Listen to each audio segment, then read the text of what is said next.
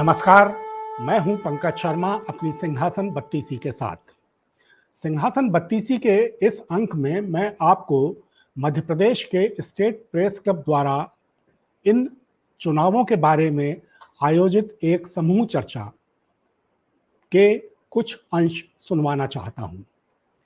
इस group discussion में कई अनुभवी और वरिष्ठ पत्रकारों ने, कई सामाजिक कार्यकर्ताओं ने, कई पूर्व ऐसे अधिकारियों ने जो निर्वाचन की प्रक्रिया से जुड़े रहे हैं और बहुत से अन्य नागरिकों ने हिस्सा लिया।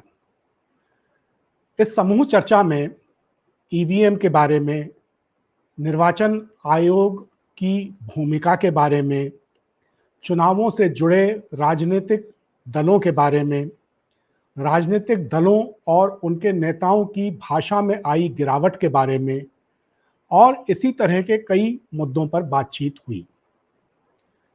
तो सुनिए ये बातचीत और सुनिए भी, गुनिए भी।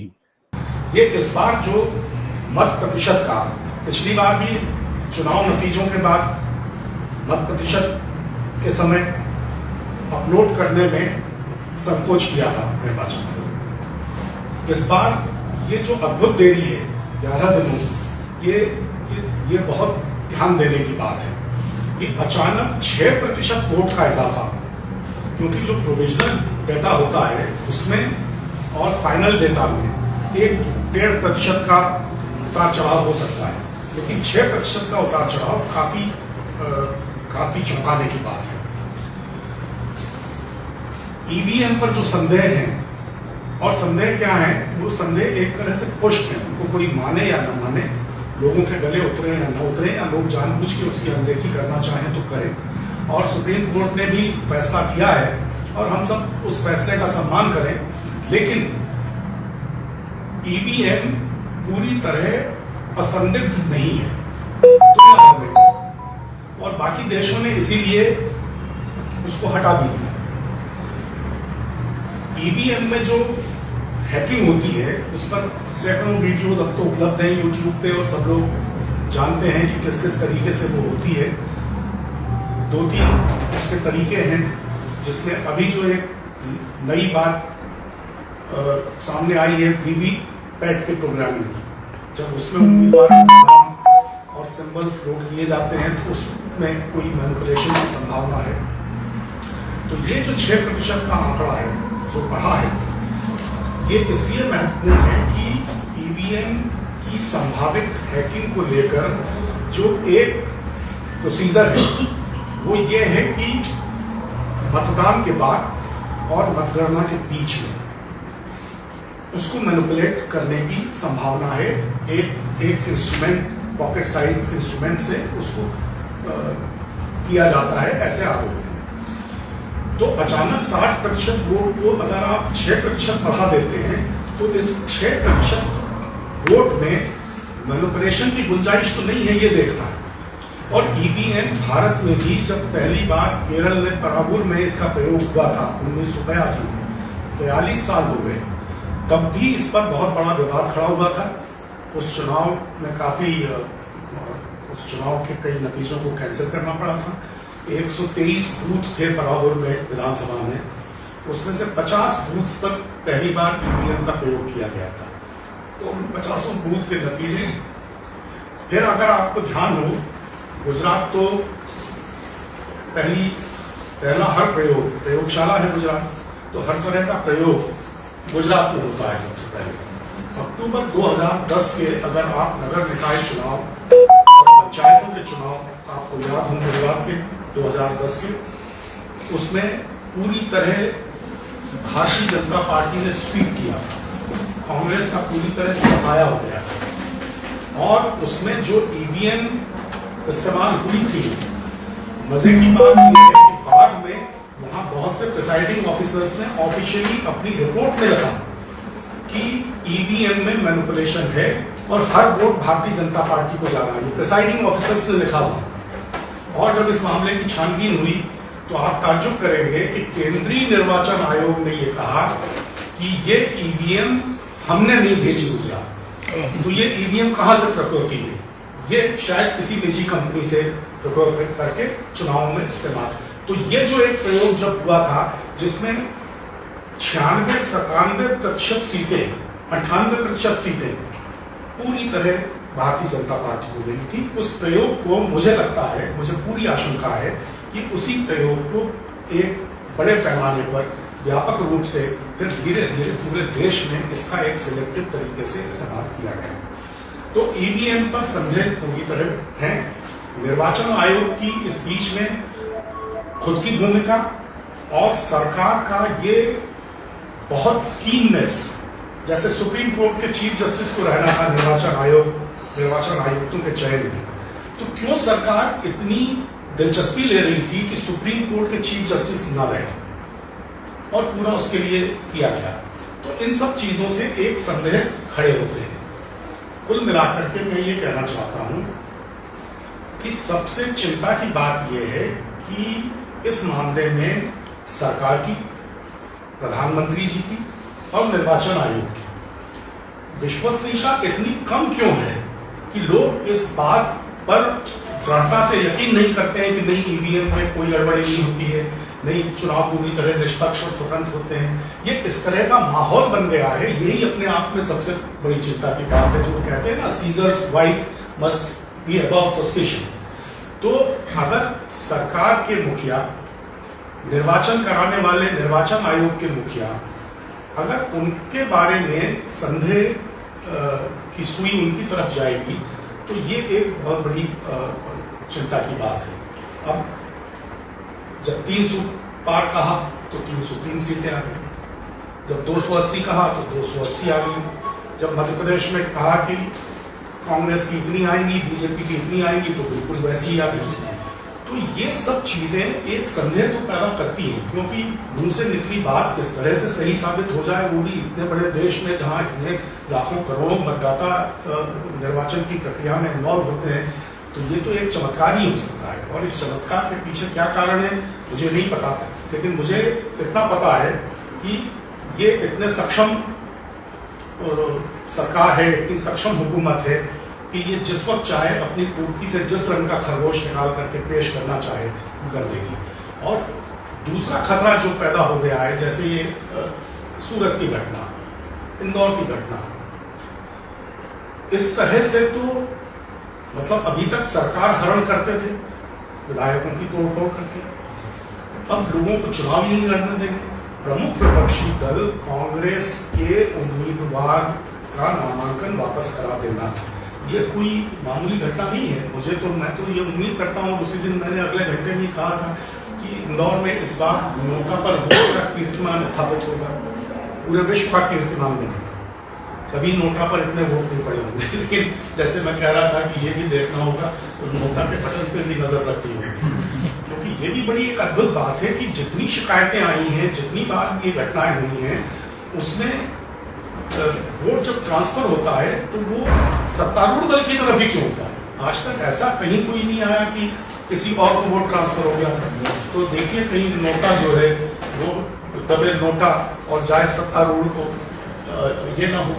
मेरे ख्याल से उसको थोड़ा और स्टडी कर रहे हैं। और ये जो अगले चरण में क्या होता है, क्या अगले चरण में भी चुनाव के जो 5 चरण बाकी हैं, तो अगर 6% का वेरिएशन है प्रोविजनल डेटा में और फाइनल डेटा में, तो अगर ये एक सामान्य बात है, तो फिर अगले 5 चरणों में भी करीब करीब इतना फर्क होना चाहिए।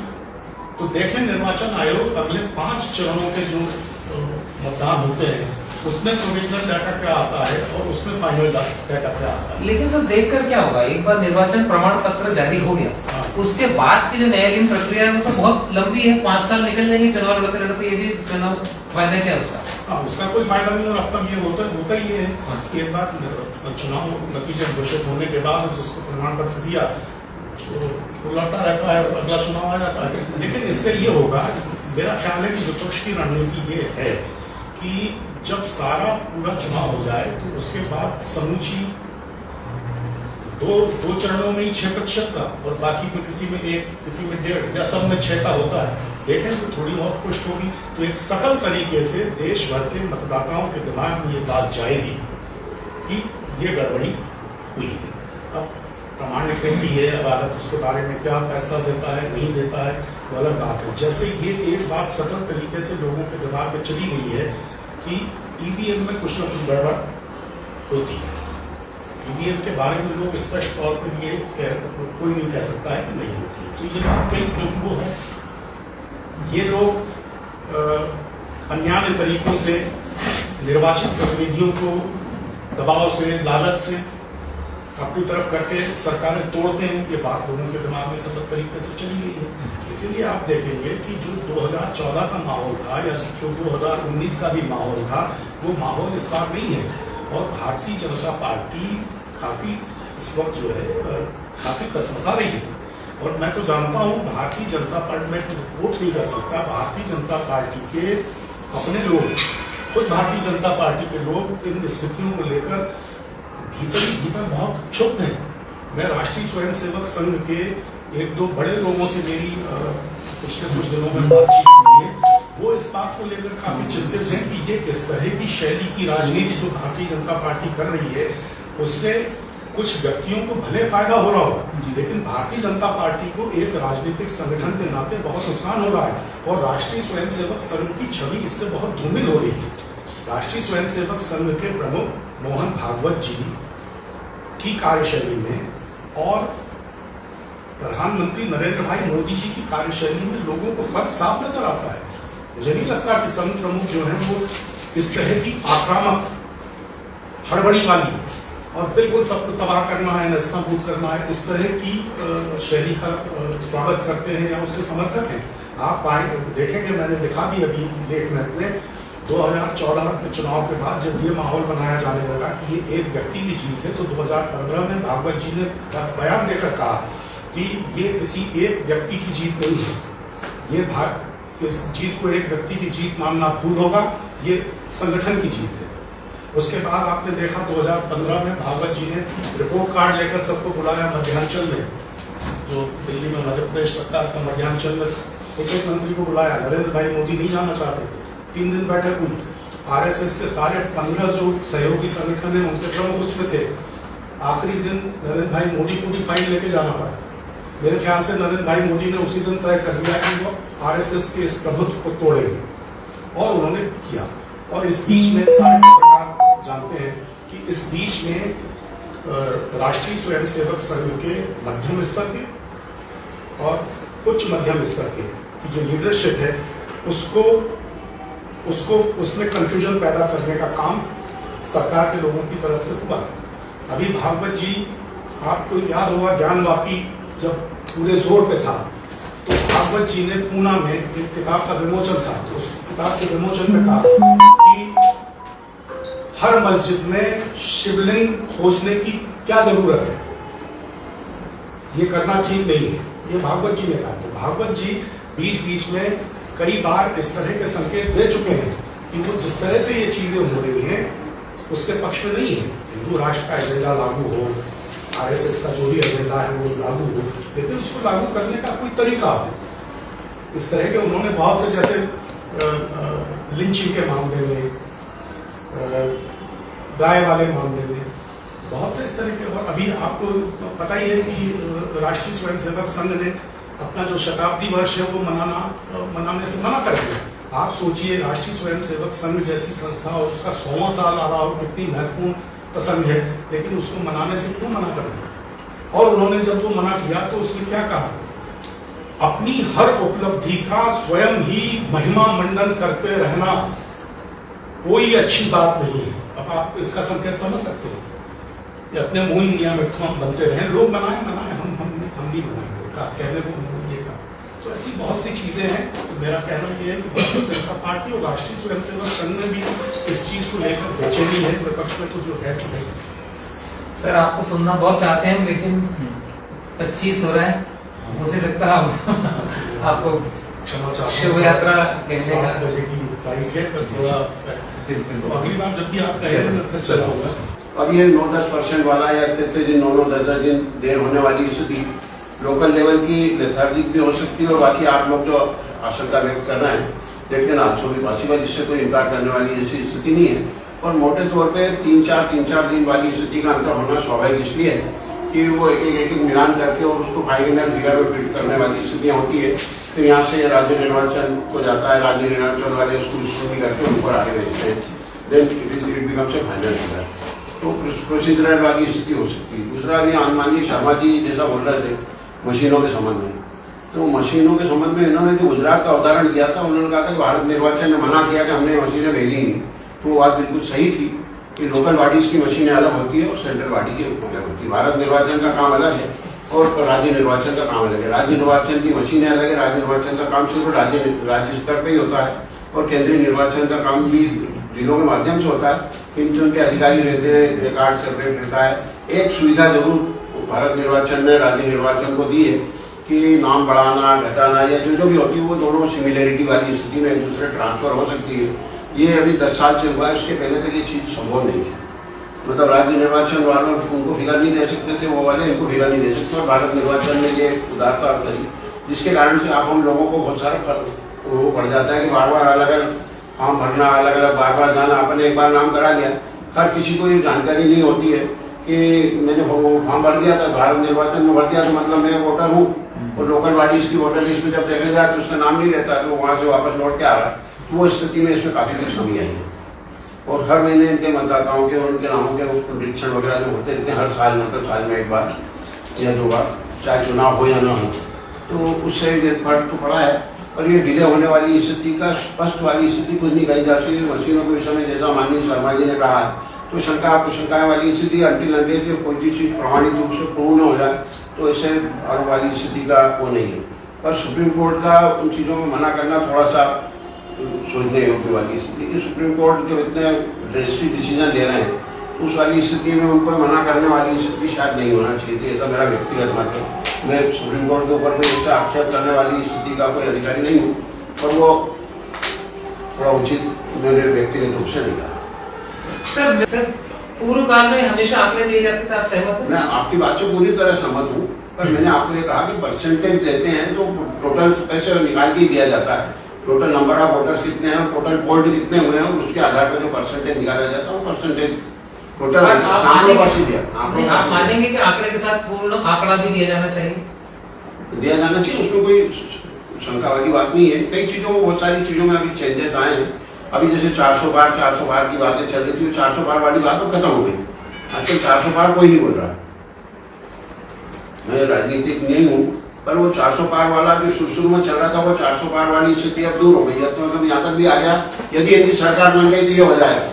मतलब ये अंतर वाली स्थिति है। जैसा अभी शर्मा जी बोल रहे थे, लोगों में थोड़ी सी चेंज वाली नोटा के प्रति रुचि और ये चीज़ें भी बढ़ी है, इससे बिल्कुल इनकार नहीं किया जा सकता। उस वजह से बहुत ज़्यादा सवाल होते हैं, उस वजह से बहुत ज़्यादा संदेह है, शक है, शुबहा है, और इलेक्शन कमीशन को समझना चाहिए कि उस पर अगर उंगली उठती है तो वो एक सुप्रीम अथॉरिटी है लोकतंत्र को बचाने के लिए इस देश में। उसका कोई भी पहल, उसकी कोई भी कार्यविधि, उसका कोई भी नैतिक पक्ष के लेकर अगर उस पर सवाल है तो पूरी डेमोक्रेसी पर, वो पूरे लोकतंत्र पर एक सावलिया निशान लगाता है। उसको चिंता लोकतंत्र की करनी चाहिए, बजाय किसी पॉलिटिकल पार्टीज के, बजाय किसी सत्ताधारी पार्टीज के। तो इलेक्शन कमीशन आज की तारीख में किस तरह काम कर रहा है वो हम बहुत अच्छे से देख रहे हैं। उसमें वो भी कितना अभाव है अपनी ताकत को लेकर, उसके एहसासात कितने कम हुए हैं लगातार इन हालातों के चलते, वो भी हम देख रहे हैं।